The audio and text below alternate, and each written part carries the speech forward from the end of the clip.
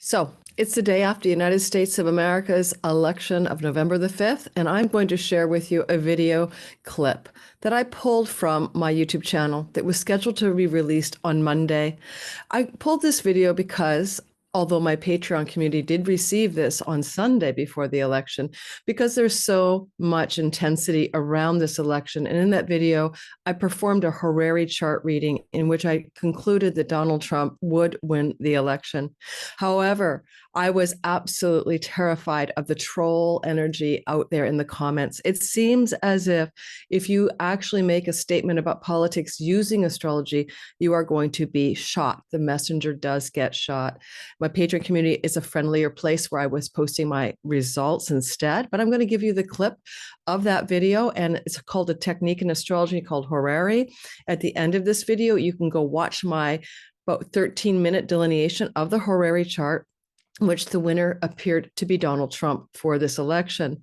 I know that a lot of you are disappointed, and I really see that there's such divide in the United States. I'm Canadian, that I know that many of you are angry or upset. I also know that, there was an election panel I had, and I did declare with my other particular astrologers that probably Kamala Harris would win. However, I want to point out a couple of things here. One is that the techniques that we use, and we're using techniques, not personal opinion, can be fallible because there are always outliers. In that video, for example, Rena of Astro Cuties went through an entire delineation of the 90% likely chance of a Harris win based on the fact that the North Node would be moving through her 10th house in Pisces, and we'd already had that first eclipse. It seems like when nodal strength shows up in the candidate's chart, they will indeed be the winner. However, this strength also has a curse with it. So bear with me while I explain something. Basically, if you win the election and you don't have the nodal strength, so Donald Trump did not have the nodal strength right now, then you're likely to die in office. I know that sounds scary, or have some hardship while you're in office. So when Joe Biden won the election in 2020, Trump had the greater nodal strength, and Joe Biden was forced to, or had to, remove himself from the ticket because of his health. So or was removed, whatever you want to say. So this doesn't bode well for Donald Trump going into this second term because of that condition that prevails under the influence of the nodal strengths during the election year.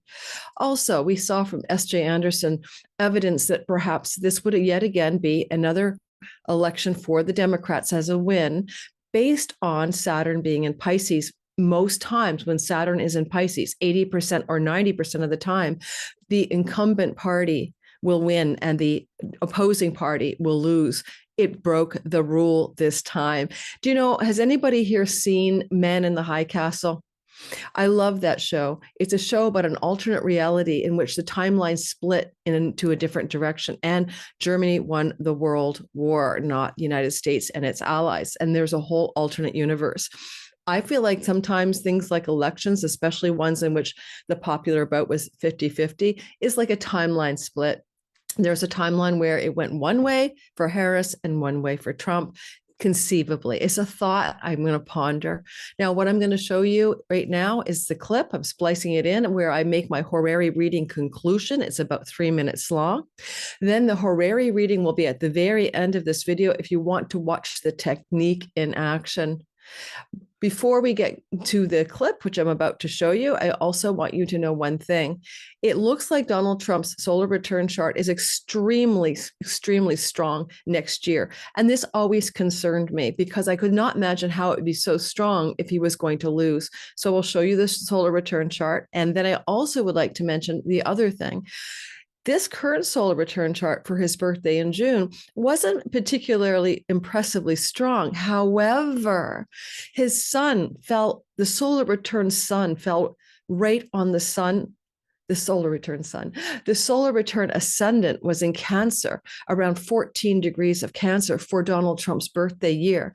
And indeed, the degree upon which his solar return identity set is the sun of the United States of America's Sibley natal chart in Cancer on the dog star Sirius. That always niggled at me that maybe that meant he would be the sole sun, heart of America, that he would win the election. I'm also aware that a lot of people don't like JD Vance out there. Some people are suspicious of JD Vance, et cetera, especially Democratic people. But I looked at I called it a king in waiting. I looked at Vance's chart in my last video that I put out on Monday. Now, that was the one I changed it up. So the Monday video is your All Signs Weekly video. I had no subscribers. People didn't like what I had to say about the politics. But in the very front end of that video, you'll find me delineating how choppy the sky is. And I thought maybe it would be a tie, or maybe it would be a stalemate, or there'd be a holdup. I still don't know that that's not going to happen. I don't know the lay of the land between now and Inauguration Day is a smooth ride. Okay, we're going to go with that theme. And if you want to go back and watch Monday's video, I just talk about all the planets that are retrograde, going back and forth. I talk about some debilities with the Saturn square to Jupiter that's recapitulating August, things that went on in July and August. So I'm giving evidence astrologically. I'm not giving my opinion of why I think between now and Inauguration Day, there's a lot of turbulence. One thing I want to say is I dreamt last night. I woke up at 2:20 in the morning to go to the bathroom. I went back to sleep and I dreamt that Donald Trump won. Now, I think he announced he was going to win sometime around 3 a.m., but I was asleep.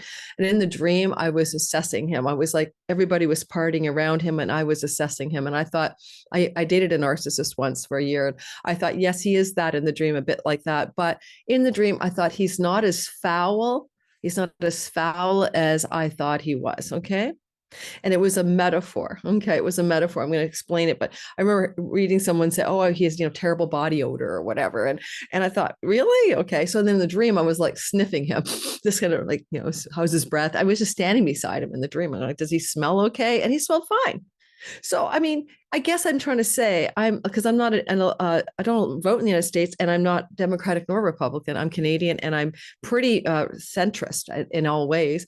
And I guess I'm saying to myself in the dream that I fell back asleep at 2:20 a.m.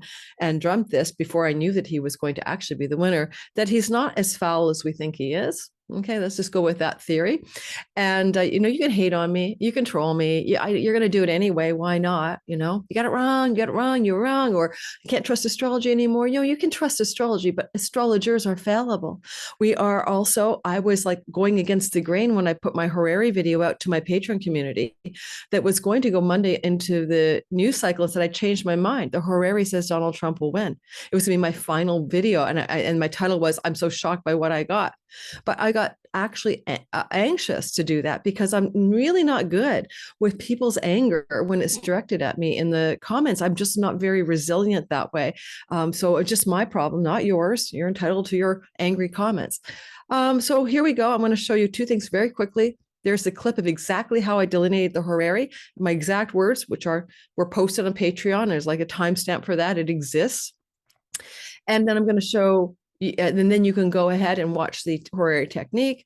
And I encourage you to go watch your All Signs videos. This came out on Monday. There's a whole thing with Venus, Neptune square coming up Wednesday, right through to Sunday. And that's going to be what's going on in the world of this election as well. Venus is going to be in Sagittarius, right around the United States of America's ascendant, squaring Neptune and Pisces, which is the oppositional party. That would be the Republicans to the one in power. And so there's this like weird, confusion, illusion, delusion. Just I don't know what it's going to look like for maybe it's just a disappointment of the Democratic voter contingents, people who wanted the Harris win to happen. But in your own life, Venus square Neptune isn't that. It's something specific. And I did every single sign. Maybe I'll append the all signs at the back of this video again for you, because everybody really, like I always get Monday videos come out and I get like maybe another 100 subs on that in the first 2 days. And I got zero new subs because people unsubbed and then people subbed and it just flattened out to nothing, which is unusual. So politics is a hot topic. Let's take a very, very quick look at Donald Trump. No, not like a long video, guys, on this. I don't have time. But this is his solar return chart of 2024. And you can see that this is his ascendant at 14 degrees. That is the same place of the sun of the United States of America. That gave me pause. All right, gave me pause when I saw that, because even though it is not the strongest placement for a solar return in a winning year, it did make me wonder. This is Uranus on his midheaven natally, and that's the shock and surprise that we're seeing. That's also the Uranus on the midheaven with Mars that led to his near-death experience, assassination attempt with the bullet that clipped his ear. I did predict that one correctly in advance that something like that would happen. You can see his midheaven in the solar return is ruled by Jupiter in the backroom deals and negotiations place, which is just fascinating. I'm not sure why. You also notice that Neptune Saturn is up here together, and this is about some kind of dreams and visions and fantasies, or Neptune's kind of the image maker, the glamour maker, and you got Saturn, which is stabilizing it, which means dreams come real, or visions can be concretized. And he's in a very governmental ninth house with the midheaven. That's really about legislation. And I do believe that means, I'm going to guess, because I don't think the final results are in, I think he's going to have, the Republican Party is going to have a domination of the House and Senate. And that would be why the midheaven is in the ninth house of legislative bodies and lawmakers, where this is the house of the king. Okay. Unfortunately, though, you see Chiron Hygeia, which is health matters, and it could indicate that during his second term, he will indeed face some health challenges. That doesn't surprise me. J.D. Vance's chart, as I've already covered in my last video on Monday, has a king in waiting. And in solar arc times, J.D. Vance looks like sometime likely in the first 2 years of his vice presidency, could be stepping into the main seat based on his chart.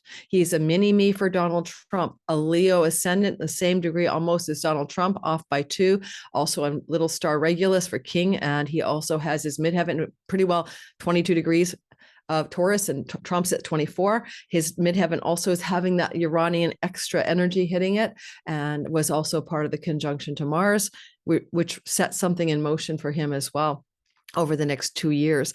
So I can see that the mini-me version, J.D. Vance, will likely be moving into a place of power, as Trump may have to step away from his role as president because of health challenges, probably in the first year or 2 of his presidency. We shall see. Who knows? Now, let me move away from that for a minute, and I'm just going to give you a quick look of why I was why I was suspicious that maybe, just perhaps, Donald Trump was not going to lose this election, just on basic astrology, and that's his solar return chart for the following year after the election.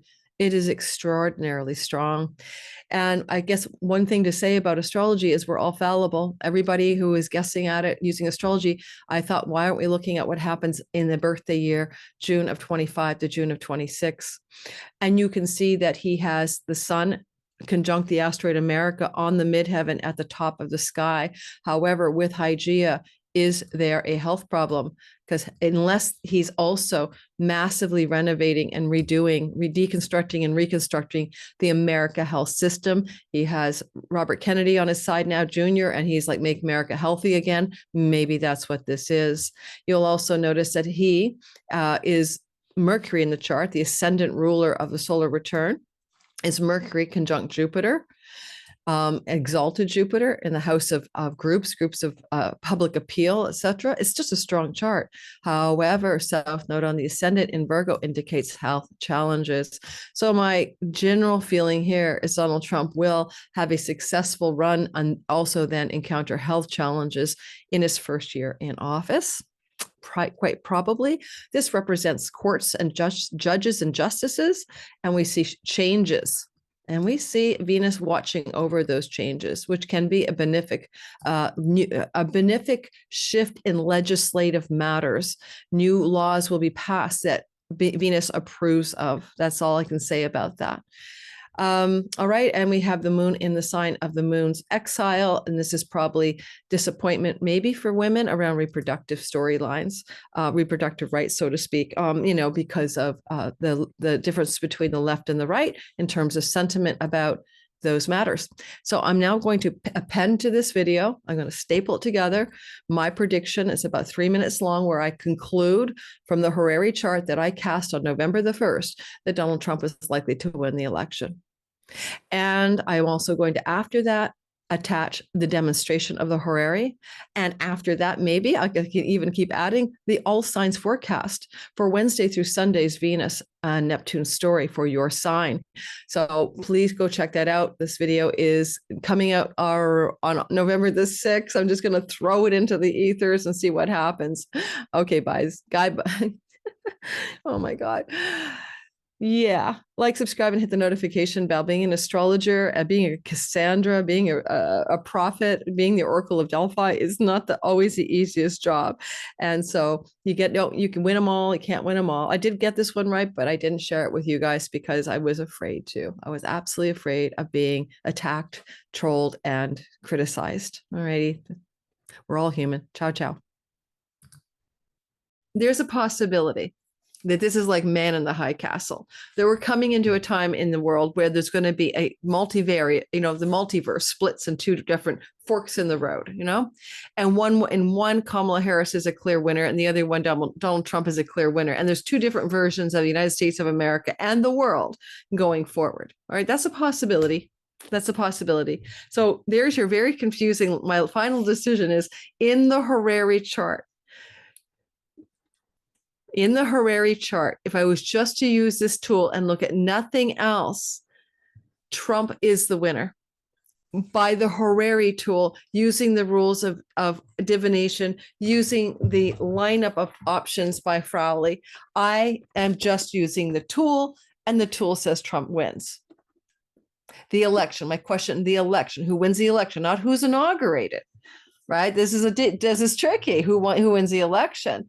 It's going to be, according to Horary, Trump is in a stronger position in the Horary chart than Kamala Harris. Oh, they're both having difficulties.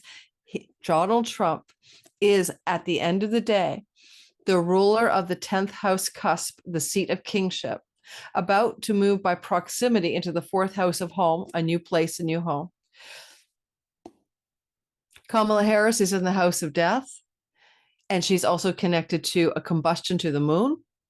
And although the moon is the electorate is fallen. It's a moon in its sign of its fall in Scorpio. And that says something, something not great is happening. And as this week progresses, post-election, we have Venus square Neptune for confusion, disappointment, disillusionment, uncertainty regarding matters to do with female, right? Venus. So that's what I've got. I'm shocked I'm saying this. I'm going to have to say on my title of my video, Lori's final say on the election, shocking outcome.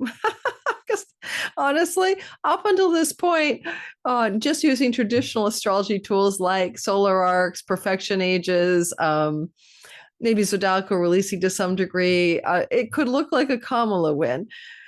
But it's not great for either of them in any of those indicators. It's like, who has the least worst chart, Kamala Harris or Donald Trump? Okay, holy man. So now I'm sweating bullets because, poor Brian Coulter came up with the same conclusion for different reasons, and he's not a MAGA hat, nor am I. And we're going to be the outliers for all of the other Western astrologers who are 2 thumbs up on Kamala, including my election panel that came out recently. Again, who wins the election does not mean it is who is inaugurated. And that's a part of the tricky thing with this question. We're using Regiomontanus. This is the house system I learned with my teacher, Adam Ellenbus, but back in 2020, I think I took a Horary class for a year. And well, this is what I'm going to tell you. I am not an expert. I'm a mediumly good at Horary. I teach it in my Patreon community. If you want to come with me, I would say that I'm decent. I used to do it as a reading it's a divination tool. A client would ask me, like, will my daughter get accepted to the Harvard University? Will my marriage last till the end of this year? Will I get the job I've applied for? Horaries are kind of yes, no divinatory questions. I asked, who will win the USA election? You can do that in an election because there are opponents, 2 people fighting against each other. Because I'm the querent, I'm asking the question. I cast this chart today, November the 1st at 3:46 p.m. in Vancouver, Canada. The time of the question is the divination itself. The chart becomes a tool of divination, like tea leaf reading, tarot card reading, scrying, and divining. It is the way we read the chart. The chart should be right. If I get it wrong, I've read the chart right. I asked from a place of earnest desire to know the answer. And then I lit the sage and I let myself choose to cast the chart. Now, here we have what I want to say is the rules of Frawley. I am not an American citizen, but I am asking the question. So I'm the queer, I'm the ruler of the cusp of the Regimentanus first house. I'm not Saturn, I'm the sign of Pisces. That means I am Jupiter. That's me right here in the third house, in the house of the goddess. Did you know that Demetra George says that the third house is about the oracles, the crystal ball gazers, the diviners, the scryers, and the fortune tellers? The house of the goddess is different from the churches. It's the everyday sacred. I am in that part of the sky that also represents social media, YouTube, and I am divining for you. I am your diviner today using the wisdom and knowledge of Horary, but I know a bit about. Number 2. Because I'm not an American citizen, I'm a foreigner asking about an election in a foreign country. The way we derive the houses that represent Donald Trump and Kamala Harris is we do this. I am talking about the king of a foreign country. This is a foreign country. This is a foreign country right here. All right. So why is this a foreign country? It is the cusp of the 9th house. The 9th house cusp is Sagittarius, but it doesn't matter. This just represents the 9th house of kings of foreign lands from Canada. So the house of foreign lands of Canada, not kings of the house of foreign lands. So the king of a foreign land will be 10 houses from the 9th. Watch me count. 1, 2, 3, counting houses, 4, 5, 6, 7, 8, 9, 10. So let me show you that again.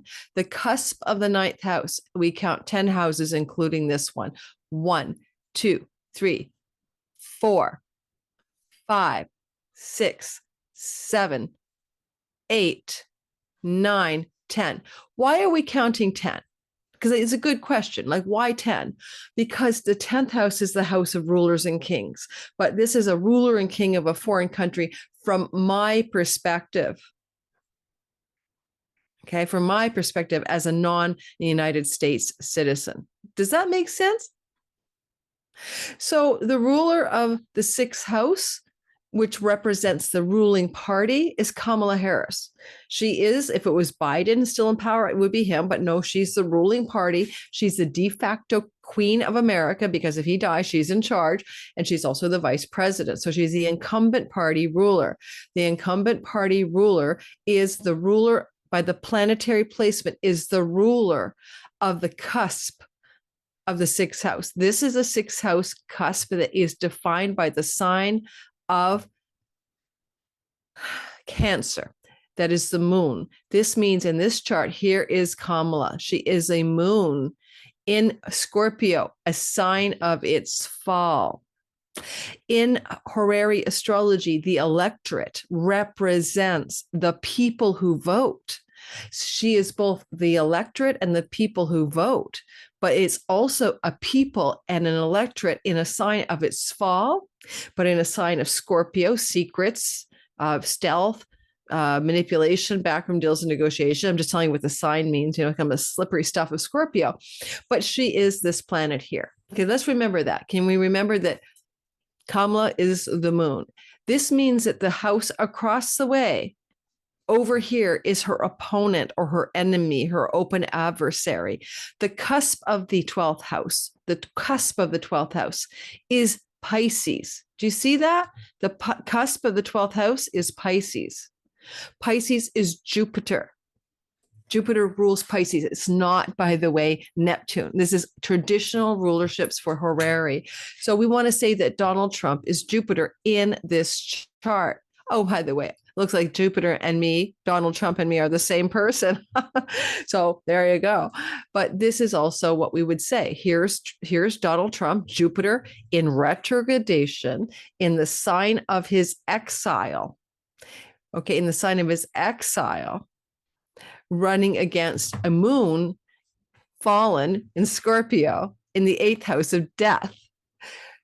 really can say that neither person is looking great here. There's no doubt about it. Then Frawley says, first thing you need to look at is what is the relationship of the electorate, the moon, to the candidate, him or herself. Of course, Kamala is the moon and she's at one with that electorate, whether it's fallen or not. And Trump's relationship to this is called an aversion. Jupiter in Gemini does not witness Scorpio. So the electorate is not in connection to him. It's an aversion. Doesn't mean he doesn't get a lot of votes or win or almost win. I'm just saying that's the condition of the sky. When there's uncertainty about this, and he says, well, like for instance, how does Jupiter connect to the moon? In this case, it doesn't. That's the electorate. How does Kamala connect? She's one with the electorate. She's also one with women, and the moon represents females and mothers. And of course, it's going to be a female vote that's going to turn out for her for sure, for so many reasons. So that's one thing we could be seeing there as well. What about another way of seeing it? In his book, by the way, this is Frawley's book, the Horary textbook, okay? The Horary textbook. John Frawley, the master of Horary, is the one who says another way to figure it out is what planet is the ruler of the 10th house cusp, okay? This is the 10th house cusp right here. That, by the way, is Icarus and Ixion, somebody falling from kingship, falling from power. Uh-oh, sliding downhill. Ooh. Who's sliding down from power in the 10th house here? That's pretty daunting. And it's also, of course, in the Sagittarius rising first house that belongs to Biden Netanyahu and United States of America Sibley chart. We have a melting wings fall of somebody from a place of power. But here's the thing. This means the 10th house cusp here is actually, look at this sign here to see the cusp house edge of it. It is again Jupiter. Jupiter is also the ruler of Sagittarius. So now we have this interesting story where Trump, as Jupiter, has what kind of relationship to Jupiter, the ruler of the 10th house? He's literally the same planet. So just like Kamala is the same planet as the people, and particularly women folk in votes, it is that Trump is the ruler of the 10th house of the Horary chart. Now, it's funny to see that as Jupiter is sitting here at 20 degrees retrograde, he is on the cusp of the 4th house, which is the house of home and land and property. And it could indicate, when we don't take retrogradation into account, when you have a planet within 3 degrees of a house cusp, you're supposed to bounce the planet in. And what would this mean? It means that he may be moving his home. What home would he move to? Maybe the White House. Now, I have said in many different videos over again and over again that Kamala and Donald Trump both have difficult charts. Both of them have a lot of obstacles in the way. So in this regard, this horary so far seems to favor Trump because Trump is the ruler of the 10th house of leaders as the planet that represents it. However, what about Kamala Harris? What about her being one with the electorate?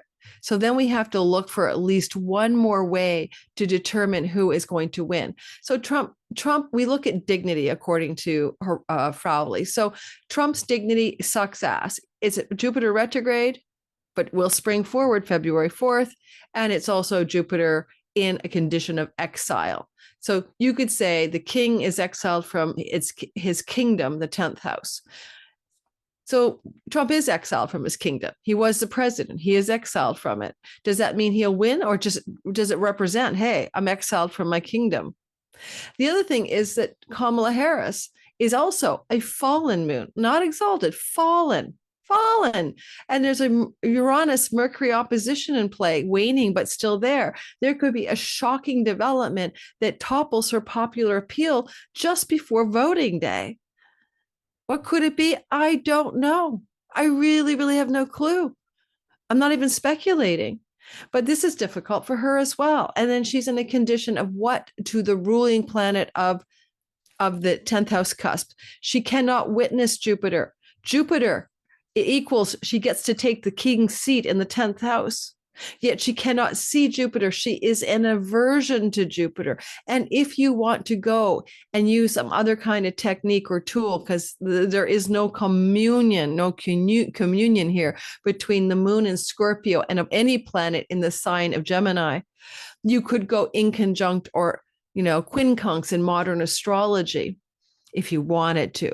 And you could say the moon will move into position in 14 to 20, 4 degrees, 4 weeks after the election, 4 months after the election. She could move into proximity to the ruler of the 10th house of Kings. Well, Donald Trump is immediately the ruler of the 10th house of Kings. What a hot mess. Now, I'm going to also do one more thing with this chart, and I'm going to add something. And then we're going to go ahead and do the weekly astrology. And please do not consider trolling me. I'm going to go see if I can grab Frawley's last gasp in an uncertain chart. And he calls it, I'll just tell you what it is as I get the data for us. I was looking for the part of resignation or the part of defeat. These are like Arabic lots, but the software that I'm using doesn't have those particular options. So what I did instead is I grabbed a couple other defining parts or lots from the Arabic system. And I'll just tell you what I found. The part of success is sitting in the part of the chart that represents the first house cusp in this part of the sky in the first house. I'm not drawing it in there, but the part of success is in the first house, and the first house ruler is Jupiter, which is Donald Trump. The part of victory is sitting in the 4th house, which is where the Jupiter is about to enter a degree away. And the part of rising social, the part of success is in Gemini. Sorry, I repeat myself. The part of success is in Gemini, where Trump's is at 15 degrees of Gemini, and Trump's Jupiter is there retrograding towards the part of success. So the part of success basically says that Jupiter suggests maybe Donald Trump is close to being the succeeder or the winner. And it is the first house, the part of rising station, lofty improvement of one's station in life. To be a president is an improvement of one's station in life. The first house has the part of rising station here, where we see in Pisces, where we see Jupiter being the ruler of the part of rising station, which is actually Donald Trump. So honestly, guys, I'm going to just tell it like I see it here. It's a hot mess. It looks to me like something could take Kamala and she could fall, because also that moon conjunct the sun is combust the sun. Yes, it's a dark moon, a black moon. This is not a full moon. This is the opposite energy. And it is the moon that represents her in the horary. And I get this. This is a divination tool. And we can argue that it does or does not work. But when you think about this cusp ruler, the 6th house cusp being, count around 10th from the house of foreign lands, because I'm the foreigner. This is also a cusp of a house that has an anaretic degree Mars. Mars cuts, ends, and severs. It's not a happy Mars in this place of the sky. She's in the house of death, combusts the sun, under the beams of the sun, invisible. And co-present is a Mercury opposite Uranus, energetic, still playing out. So stamped into this November 1st horary, what is going to be destabilizing Kamala Harris? She's got a Jupiter. Trump has this midheaven with the Uranus on top of it, but she has her Jupiter in the 12th house of hospitals being co-joined by Uranus as we speak by transit. Not good, because Uranus can bring shocks and awes to do with difficult circumstances. 12th house is not an easy house. So we're going to go with that. We're going to leave it to say, funny enough, I think it's going to be a close and highly contested election. And it may be that at first glance, Kamala Harris is the winner, and then there may be some kind of recount, and then Trump is the winner. I'm actually worried about Trump's health, if he doesn't even make it to, if he makes it to the ballot box or not. And then, of course, what happens? I have no idea. I guess if he's elected, duly elected, then the inaugural candidate will be J.D. Vance. So anyway, I'm just saying, there's a possibility that this is like man in the high castle, that we're coming into a time in the world where there's going to be a multivariate, the multiverse splits in two different forks in the road, and one Kamala Harris is a clear winner and the other one Donald Trump is a clear winner. And there's two different versions of the United States of America and the world going forward. All right. That's a possibility. That's a possibility. So there's your very confusing. My final decision is in the Horary chart. In the Horary chart, if I was just to use this tool and look at nothing else, Trump is the winner. By the Horary tool, using the rules of divination, using the lineup of options by Frawley, I am just using the tool, and the tool says Trump wins. The election, my question, the election, who wins the election, not who's inaugurated, right? This is tricky. Who wins the election? It's going to be, according to Horary, Trump is in a stronger position in the Horary chart than Kamala Harris. Although they're both having difficulties, Donald Trump is, at the end of the day, the ruler of the 10th house cusp, the seat of kingship, about to move by proximity into the 4th house of home, a new place, a new home. Kamala Harris is in the house of death, and she's also connected to a combustion to the moon. And although the moon is the electorate is fallen. It's a moon in its sign of its fall in Scorpio. And that says something, something not great is happening. And as this week progresses, post-election, we have Venus square Neptune for confusion, disappointment, disillusionment, uncertainty regarding matters to do with female, right? Venus. So that's what I've got. I'm shocked I'm saying this. I'm going to have to say on my title of my video, Lori's final say on the election, shocking outcome. Because honestly, up until this point, just using traditional astrology tools like solar arcs, perfection ages, maybe Zodiacal releasing to some degree, it could look like a Kamala win.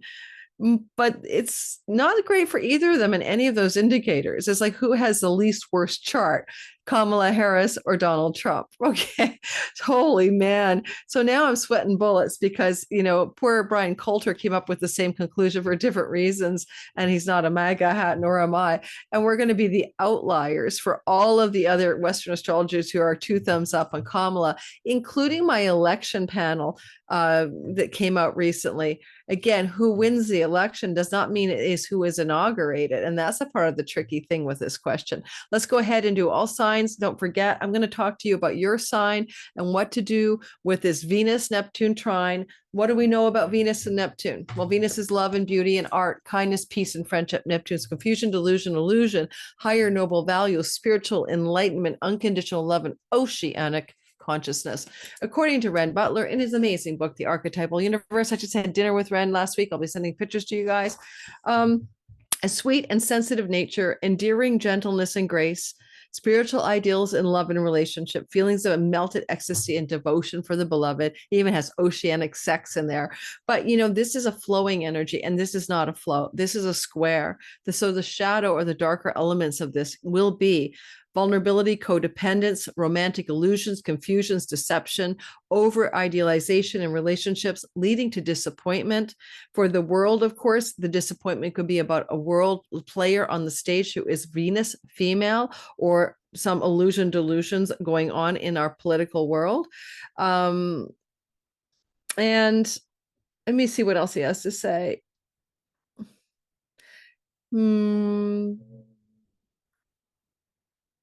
Really, Venus, Neptune stuff can be like disappointment, dissatisfaction with the unattainable, impossible yearnings, inability to accept the ending of relationships, unconsummated love, yearning, what do you call it? Unrequited love.